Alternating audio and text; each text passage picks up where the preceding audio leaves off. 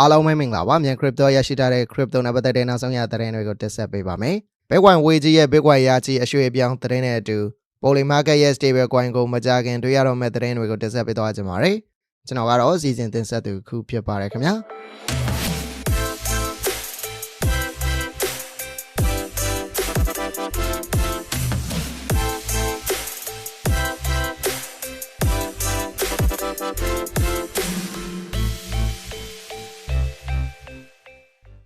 ပထမတစ်ပုတ်အနေနဲ့ Bitcoin ဝေကြီးရဲ့ Bitcoin ရာချီအရွှေ့ပြောင်းသတင်းကိုတင်ဆက်ပေးကြပါမယ်။ Bitcoin ဝေတွေလှုပ်ရှားလာပြီဆိုရင်တော့ crypto လောကမှာစင်စင်ချင်းနေကြရမယ့်အချိန်ဖြစ်ပါတယ်။အခုလဲဒေါ်လာတန်း20ကျော်ဖို့တန်ကြေးရှိတဲ့ Bitcoin တွေကို Binance ရွှေ့ပြောင်းလိုက်တဲ့ဝေကြီးတစ်ကောင်ကြောင့်ယင်းနှိမ့်မြုပ်နှံသူတွေကြားထဲမှာဘာဆက်ဖြစ်မလဲဆိုတဲ့စိုးရိမ်စိတ်တွေပြန်ဝင်လာပါပြီ။ Arkham Intelligence ရဲ့အချက်အလက်တွေအရတော့ BC1Q နဲ့စတဲ့ Wave Wallet တစ်ခုကအင်္ဂါနေ့မှာပဲ300 BTC ကို Binance ရဲ့ deposit address ကိုရွှေ့ပြောင်းလိုက်တာပါ။ဒီ wallet ထဲမှာတော့ကျန်ရှိနေသေးတဲ့ Bitcoin 200တန်ဖိုးအဖြစ်ဆိုရင်တော့ဒေါ်လာ 13.5 သန်းဝန်းကျင်ကိုဆက်လက်သိမ်းဆည်းထားဆဲဖြစ်ပါတယ်။ဒီ wallet ရဲ့သမိုင်းကိုပြန်ကြည့်မယ်ဆိုရင်2025ခုနှစ်ဇန်နဝါရီလကနေမလအတွင်းမှာ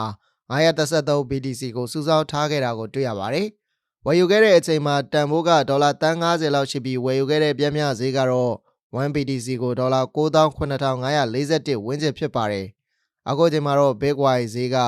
ဒေါ်လာ68,692ဝန်းကျင်မှာပဲရှိနေတာဖြစ်လို့ဒီဝေကြီးအနေနဲ့အခုသာရောင်းချလိုက်မယ်ဆိုရင်တော့အကြီးအကျယ်အရှုံးခံလိုက်တယ်လို့ဖြစ်သွားမှာပါပုံမှန်အားဖြင့်တော့ CH တွေစီကိုငွေတွေအများများရွှေ့တယ်ဆိုတာကရောင်းချဖို့ပြင်ဆင်နေတဲ့လက္ခဏာလို့သတ်မှတ်ကြပါတယ်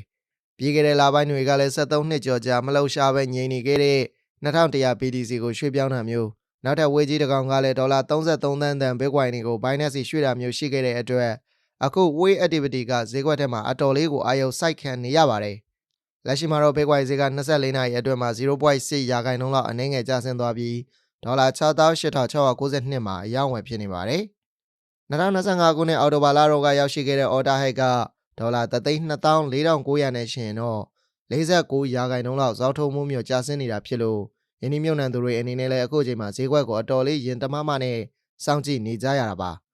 တကယ်တော့ Wave ရဲ့ဒီလိုလှုပ်ရှားမှုတွေကဈေးကွက်အတွက်တော့အမြဲတမ်းသတိပေးချက်တစ်ခုဖြစ်ပါတယ်။ကိုပိုင် wallet ထဲက Bitcoin တွေကိုအချိန်နဲ့ရွှေ့လာပြီဆိုရင်တော့ရောင်းချဖို့အရေးအယောင်လားဒါမှမဟုတ်အခြားနေရာမှာပြန်အသုံးချဖို့လားဆိုတာကိုတော့မသိရသေးပဲဒီပမာဏကိုထုတ်ရောင်းမယ်ဆိုရင်ဈေးကွက်အပေါ်မှာအနည်းနဲ့အများတော့အကျိုးသက်ရောက်မှုရှိလာနိုင်ပါတယ်ခင်ဗျာ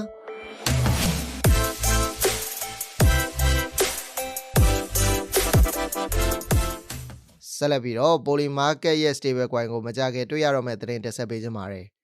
Prediction လောကကိုဥဆောင်နေတဲ့သူလို့ဆိုနိုင်တဲ့ Polymarket ကသူတို့ရဲ့နည်းပညာအုတ်မြစ်ကြီးတစ်ခုလုံးကိုအကြီးကြီးပြင်ဆင်လိုက်ဖို့ပြင်ဆင်နေပါတယ်။ဒါက platform စတင်တည်ထောင်တဲ့အချိန်ကစလို့အကြီးမားဆုံးသောအပြောင်းအလဲတစ်ခုလို့သူတို့ကိုယ်တိုင်ကြွေးကြော်ထားတာပါ။ Export မှာတင်ထားတဲ့ကြော်ညာချက်အရာတော့အဓိကအပြောင်းအလဲ၃ခုကိုလှုပ်ဆောင်သွားမှာပါ။ Trading engine ကိုပြန်တည်ဆောက်တာ Smart contract တွေကိုအဆင့်မြင့်တင်တာနဲ့ကိုပိုင် collateral token ဖြစ်တဲ့ Polymarket USD ကို launch လုပ်တာတို့ဖြစ်ပါတယ်။ဒီပြင်ဆင်မှုတွေကိုလာမယ့်ရက်သက်တစ်ပတ်အနည်းငယ်အတွင်းမှာပဲတပြေးပြေးချင်းအကောင့်အထည်ဖော်သွားမှာဖြစ်ပါတယ်။အဲ့ဒီအချိန်မှာတော့ open order တွေကိုခဏတာပိတ်သိမ်းရမှာပါ။ဒါပေမဲ့ trader တွေအဆင်ပြေအောင်အနည်းဆုံးရက်အနည်းငယ်ကြိုတင်အသိပေးသွားမယ်လို့ဆိုထားပါတယ်။ဒီအပြောင်းလဲတွေကတာမန် user တွေအတွက်တော့အများကြီးထူးခြားမှာမဟုတ်ပေမဲ့ bot တွေသုံးပြီးတော့အမျက်ရှာနေတဲ့ API trader တွေအတွက်ကတော့အလုပ်ရှုပ်စရာဖြစ်လာနိုင်ပါတယ်။အကြောင်းကတော့သူတို့ရဲ့ trading bot တွေကိုအလုပ်လုပ်နိုင်ဖို့ SDK တွေကိုအသစ်ပြန်ပြင်ရမှာဖြစ်လို့ပါ။ဒါပြင် user တွေအနေနဲ့လည်းကိုယ့်လက်ထဲက USDC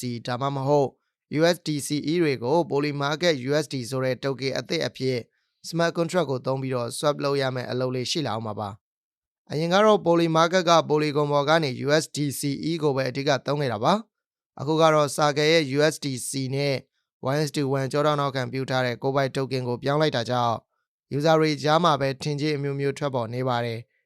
အချို့ကတော့ဒီလိုပြောင်းလိုက်တာကအပ်ထားတဲ့ငွေတွေအတွက်အတိုးပိုရလာမလားဒါမှမဟုတ် platform ရဲ့ဝင်ငွေတိုးလာမလားဆိုပြီးတော့တွက်ချက်နေကြသလိုအချို့ကလည်းဒီ stablecoin အသစ်ကသူတို့ရေပန်းစားနေတဲ့ POLY token ထွက်လာဖို့ခြေလန်းတရက်လားဆိုပြီးတော့စိတ်ဝင်တစားစောင့်ကြည့်နေကြပါတယ်ဒါပေမဲ့ MyRate Prediction Market ပေါ်ကပုံကိုယ်တွေရဲ့ခန့်မှန်းချက်အရတော့ POLY token ကမေလမတိုင်ခင်ထွက်လာဖို့17%လောက်ပဲရှိတယ်လို့ဆိုထားပါတယ်ဘာပဲဖြစ်ဖြစ်မြန်ဆန်တဲ့ execution နဲ့ gas fee သက်သာမဲ့